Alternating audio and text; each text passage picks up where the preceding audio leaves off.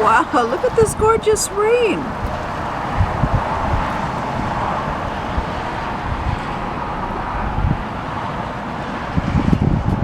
It's just stopping. The weather has been so strange for the last few days. It's been kind of hazy like this, and the temperatures keep going up and down. My husband told me that at 5 o'clock in the morning there was like a sudden heat wave, and now it's just pleasant. It's just pleasant now. Tomorrow it's supposed to go down to 9 or 10 degrees centigrade. It's supposed to rain intermittently for the next 3 or 4 days. It's wild. It's wild. The feeling is of every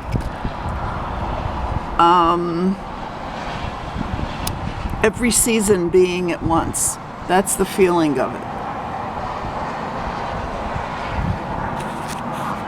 Look how deeply green all that is too. Look at this, how green, green, green.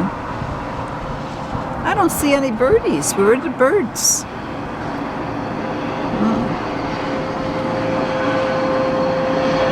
Any birdies? Where'd y'all go?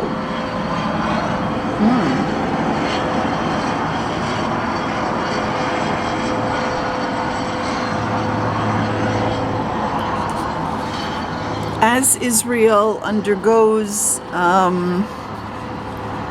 moral changes,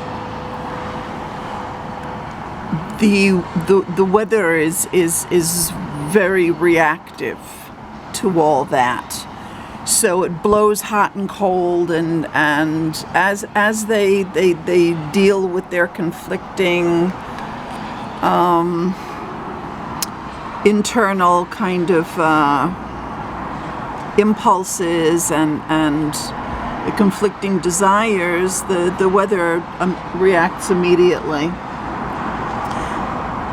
Overall, what's happening in Israel is very positive. It looks like chaotic, but it's actually very, very good, because what's happening is the Jewish people are no longer accepting suffering as a norm, are no longer accepting that the Jews were made to suffer. And that is the platform from which Netanyahu was always operated. The Jews expect suffering. The Jews expect it to be bad. And one of the slogans of this demonstration, I'm sorry, I'm translating stuff in my head in Hebrew. One of the slogans of this demonstration is, Netanyahu, you fell on the wrong generation. And what that means is this generation is not going to accept that the Jews are made to suffer. And I've seen people saying the Jews have suffered enough. And that is so important for the Jewish people to get to the point where we decide that we've suffered enough. That suffering is not the way to redemption. That idea is a horrible, terrible idea. The idea that you have to suffer in order to become a better person. You have to suffer to become more sensitive. You have to suffer to become more compassionate. You have to suffer to become more wise. Those ideas are so essentially damaging. And even when the Jews saw that, taken to their logical conclusion, the most extreme conclusion, what you come up with is the abomination of Christianity, they still couldn't see it. And this generation has had enough of it. Thank God I put those ideas behind me also long ago. That the way to wisdom is by advancing from the wisdom that you're at. The way to happiness is advancing to greater happiness than the happiness that you've already been able to actualize in the world. That we have an expression of in Hebrew, "Lelechet michaya lechayel," in other words, to go from valor to valor. that the way to greatness is not through the Via Dolorosa. And as the Jews get this out of their system, that's what they're actually fighting with themselves about. Then these totalitarian type of politicians no longer represent the people. That we've gotten to a higher level of wisdom. Oh, there's such a wonderful breeze. It's deliciously cool. It's delicious. And one of the reasons why I hear a birdie saying I'm right. Where are you, birdie? I don't see you, but I hear you. One of the reasons why it was so important for Netanyahu to get the religious parties into his coalition is because precisely that's the rabbi's bread and butter. The rabbi's bread and butter is this constant inculcation of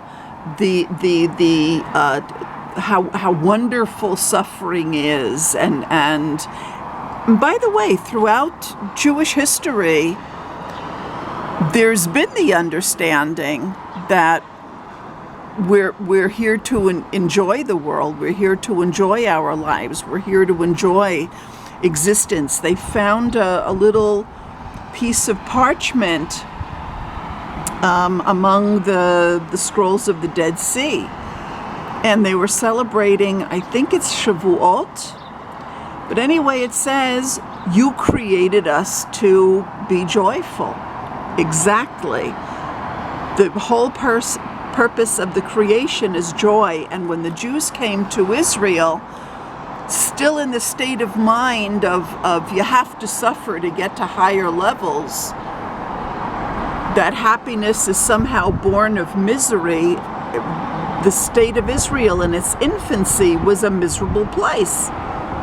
There were a lot of very impressive advancements, but a lot of very, very unhappy, painful things happened here. And now this new generation is throwing off the false ideas of the rabbis that give so much